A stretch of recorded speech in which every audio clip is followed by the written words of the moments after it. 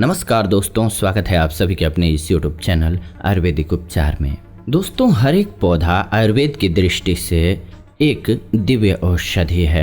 मुझे एक घटना याद आ रही है, एक कहानी कि एक निर्जन स्थान को देख करके जिस तरह से एक संत वहाँ बैठ करके तपस्या करने की सोचता है, एक जुआरी जुआ खेलने की सोचता है और एक मद्यपान करने वाला व्यक्ति ये सोचता है कि कितनी निर्जन और सुंदर स्थान है, कितना मनोरम स्थान है, बैठकर मैं यहाँ मद्यपान करूँगा, मस्ती करूँगा, मुझे कोई नहीं देखेगा। स्थान वही है परंतु भिन्नता है हमारे विचारों की। तो आज हम इसी तरह के पौधे के बारे में जानेंगे, आयुर्वेद की दृष्टि से जानेंगे। आयुर्वेद की दृष्टि से सभी जानते हैं इसको, भारतवर्ष में सभी जगह आसानी से मिल जाता है। ये भांग कहते हैं इसको। कोई नशे के रूप में इस्तेमाल करता है, कोई इसको दवा के रूप में इस्तेमाल करता है। आपके एरिया में किस नाम से बोला जाता है, आप इसे कमेंट करके ज़रूर बताइएगा हमें, ताकि जिनको ना पता हो उनको पता चल सके। और वीडियो को बिना स्किप किए हुए अंत तक जरूर देखिए, क्योंकि ये कमाल के औषधि है। इसका प्रयोग जान लेंगे तो आप लाभ प्राप्त कर सकेंगे। अब भारतीय जनमानस में एक बात बहुत प्रचलित है कि भोले शंकर यानी कि शिव शंभू एक नशा किया करते थे। वो भांग का नशा था। आप अक्सर गानों में, लोकगीतों में भी सुनते होंगे, भांग के साथ में वो धतूरे का नशा करते थे, ऐसा आम लोगों में प्रचलित है। परंतु वह शंकर जो वेदों के ज्ञाता थे, जो योग के प्रकांड विद्वान थे, यदि हम उनके प्रति ऐसी अवधारणा रखते हैं तो शायद ये हमारी अज्ञानता है। वो साधना में लीन रहते थे, वो ध्यान की अवस्था में मस्त रहते थे, दुनिया से खोए खोए रहते थे। लोगों को लगता था इन्होंने नशा किया हुआ है। उनका नशा संसार के पदार्थों का नशा नहीं होता था, उनका नशा उस भगवत भक्ति का होता था, उस तल्लीन अवस्था में होता था, आत्मस्थ रहने का होता था। इससे विस्मृत करके हम लोगों ने नशा करना स्टार्ट कर दिया।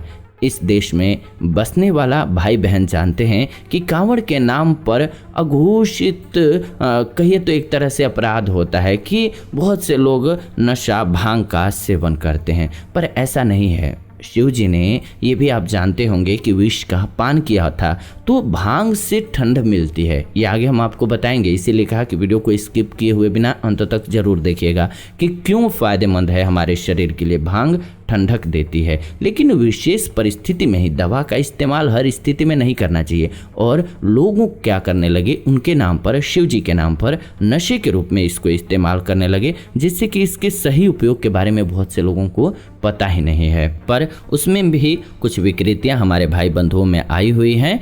इसके बहुत ही सघन पुष्पों को सुखा करके सुल्फा के रूप में प्रयोग किया जाता है और इसे भांग कहते हैं। इसमें से भाई लोग इसको रगड़ करके, घिस करके फिर चरस बना करके पीते हैं। ये हमें नहीं करना चाहिए। यह पौधा नशा करने के लिए नहीं है, बल्कि जीवन को बर्बाद करने के लिए नहीं है, ये जीवन देने के लिए है। सरकारी तौर पर इसीलिए इसे प्रतिबंधित किया गया है, इसलिए क्योंकि इन औषधि उपयोग को न समझ करके हम इसे विकृति का कारण बना लिया है, अपनी बीमारी का कारण बना लिया है। यानी कि कम मात्रा में लेंगे जब इसको आप, तो ये औषधि के रूप में कार्य करेगा। यदि आप अधिक रूप में लेंगे तो निश्चित रूप से ये आपके बल को हरने वाला और परेशान करने वाला बनेगा, आपको बीमारियां भी दे देगा। इसलिए जरूरी है कि आप इसके उपयोग को समझिए, तो जीवन के अंदर जो भी पदार्थ आपको मिल जाए, पेड़ पौधे वृक्ष मिल जाएं, उन पौधों का लाभ ले सकें। यही हमारा इस चैनल का उद्देश्य भी है कि रोगों से मुक्त होने के लिए आप पेड़ पौधे की उपयोगिता को अच्छे से समझ जाइए, जो कि आपके पूरे जीवन काम आएंगे। और इसके लिए हमारा चैनल बेस्ट है। क्यों? क्योंकि हम इस पर सटीक आपको सही जानकारी देते हैं। और आज इसी कड़ी में अति प्रसिद्ध पर लोगों की दृष्टि से जिसे नशे के रूप में जाना जाता है, एक विकृत पदार्थ के रूप में जाना जाता है, उसके महत्ता को जानेंगे, यानी कि उसके गुणों के बारे में जानेंगे, जिससे कि हम लाभ प्राप्त कर सकेंगे। क्योंकि ये देश भर में हर जगह आसानी से मिल जाता है और जहाँ भी ये उगता है वायुमंडल को शुद्ध करता है। इसके अंदर दूसरे जीवाणु और विषाणु कम आते हैं। इसीलिए ये हमारे बीच में घास के रूप में लोग जानते हैं, इसको अभिशाप मानते हैं देश के लिए। गेहूं के अन्न के रूप में विदेशियों ने हमारे देश में फैला दिया। आज न जाने कितने हजारों हेक्टेयर भूमि इस पार्थेनियन की वजह से, गाजर घास की वजह से बंजर पड़ी हुई है। इसके वजह से अस्थमा जैसी कितनी बीमारियां फैल गईं, फिर भी यह भांग अपने आप बिल्कुल एक सशक्त और सबल सिपाही की तरह से खड़ा है। इससे हम अंदाजा लगा सकते हैं कि इस तरह की जो विषैली जड़ी बूटियां होती हैं, जो पेड़ पौधे होते हैं, उनको रोकने में भी इसका बहुत बड़ा उपयोग है।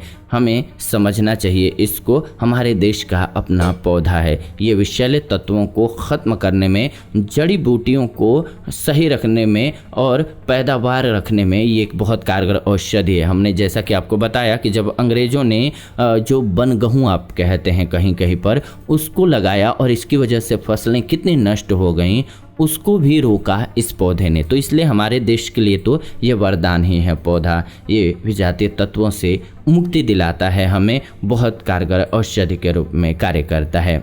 ये नशे की चीज़ नहीं है, बल्कि यह हमारे लिए दिव्य औषधि है। बस इसका कम मात्रा में सेवन करना चाहिए। आइए अब इसके गुणों पर थोड़ा प्रकाश डालते हैं कि इसके ऊंचाई, फूल, पत्तियाँ सब जानते हैं आप कि कैसे लाभ करते हैं। पहाड़ी क्षेत्रों में, खास करके हिमाचल प्रदेश हो जाए या उत्तराखंड की पहाड़ियाँ हो जाए, जम्मू कश्मीर हो जाए, इसके बीजों को यानी कि भांग के बीजों को सर्दी दूर करने के लिए इस्तेमाल किया जाता है, पेट के लिए इस्तेमाल किया जाता है, पौष्टिकता के लिए इस्तेमाल किया जाता है। न कि इसको नशे के रूप में, बल्कि इसे खाद्यान्न के रूप में इस्तेमाल किया जाता है। जहाँ खाना का कमी है वहाँ पर नाश्ते के रूप में इसके बीजों का इस्तेमाल किया जाता है। लेकिन और जगहों पर हम सभी इसे क्या समझते हैं? अनुपयुक्त वस्तु समझते हैं, नशे की वस्तु समझते हैं और इसे छोड़ देते हैं। इस पौधे को ऐसे समझ करके छोड़ देना गलती होगी। सिर्फ नशा के लिए इस पौधे का प्रयोग करते हैं तो इसके औषधीय गुणों के बारे में हम जानते ही नहीं हैं, और इसके औषधीय गुणों के साथ कहिए तो एक तरह से नाइंसाफी होगी। तो आइए इसके औषधीय गुणों को समझते हैं पूर्णतः कि क्या है इसके औषधीय गुण। और बहुत ज़रूरी है कि इन पौधों को जानें, क्योंकि ये हमारे घर आंगन में 8 से 10 महीने रहने वाला पौधा है और 2 से 3 महीने नहीं रहता है। अगर संभाल करके रखा जाए तो 2-3 वर्ष तक यह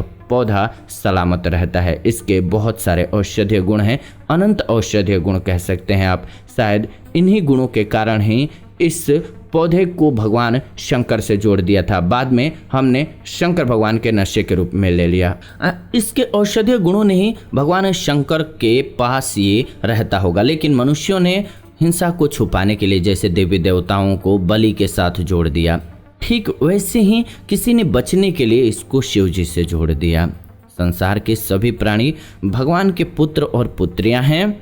हमने इन दिव्य औषधीय गुणों को भुला करके शायद भगवान ने महसूस किया होगा कि इसके अंदर दिव्य औषधीय गुण हैं और उन्हीं गुणों का उन्होंने प्रयोग किया होगा। हमने उन औषधीय गुणों के द्वारा भगवान शिव को पहचानने की जगह पर, इसके नशे की जगह पर शंकर भगवान को नशेड़ी के रूप में इस्तेमाल करने लगे। लेकिन जबकि सही मायने में बात करें तो ये इतनी कमाल की औषधि है कि लीवर को स्वस्थ करती है। अगर थोड़ी सी मात्रा में लिया जाए तो ये लीवर को क्लीन करने वाली औषधि है। पेट किसी का खराब हो, आंव पड़ा हुआ हो, मल पड़ा हुआ हो, उसका मल ठीक हो जाता है। ये रिलैक्स करता है। अगर थोड़ी सी मात्रा में ली जाए यानी कि चने के दाने के बराबर बस ली जाए तो ये आपको जो टेंशन होता है, माइंड की प्रॉब्लम होती है, उसको रिलैक्स करने में आपको आसानी कर देता है। तो ये है कमाल की औषधि, शरीर में शीतलता देती है। इसको आप पैरों में चढ़ा सकते हैं। पैर में अगर लेप लगाया जाए इसका तो पैरों की जलन से आपको मुक्ति मिलती है, पेट को ठंडक मिलती है। तो ये औषधि है, बस इसको ये समझना बहुत ज़रूरी है कि औषधि ठंडक देती है। लेकिन जब आप इसकी मात्रा बढ़ा देते हैं, गेहूं के दाने से बड़ा या चने के दाने से बड़ा लेने लगते हैं, तब ये नशे के रूप में हो जाती है और हमारे शरीर को नुकसान पहुंचाती है। जबकि शिव जी ने जब भी इस्तेमाल किया है तो उन्होंने जहर पिया था, जिससे कि शरीर का तापमान बहुत बढ़ गया, गर्मी बहुत बढ़ गई शरीर में, तो उसको शांत करने के लिए माना जाता है कि पिया है। लेकिन शिव जी इसके औषधीय गुणों को लेने के लिए पिए और हम सभी अभी क्या कर रहे हैं? नशे के लिए इस्तेमाल कर रहे हैं। तो जरूर इसके गुणों को जानिए और इसका लाभ प्राप्त कीजिए। उम्मीद करते हैं आपको वीडियो पसंद आई होगी। ऐसी ही नई वीडियोज के लिए चैनल को सब्सक्राइब करके बेल नोटिफिकेशन को ऑन कर लीजिए, ताकि नई वीडियो जब भी हम लाएं नोटिफिकेशन आपको सबसे पहले मिले। लाइक कीजिए, वीडियो पसंद आया तो शेयर कीजिए व्हाट्सएप पे, फेसबुक पे अपने फैमिली मेम्बर्स के साथ, दोस्तों के साथ, ताकि उनको एक बेहतर जानकारी मिल सके। फिलहाल आज के इस वीडियो को इतना ही रखते हैं। फिलहाल विदा लेते हैं आज की इस वीडियो से। जुड़ेंगे नई वीडियो में, तब तक खुश रहें, स्वस्थ रहें, धन्यवाद, नमस्कार।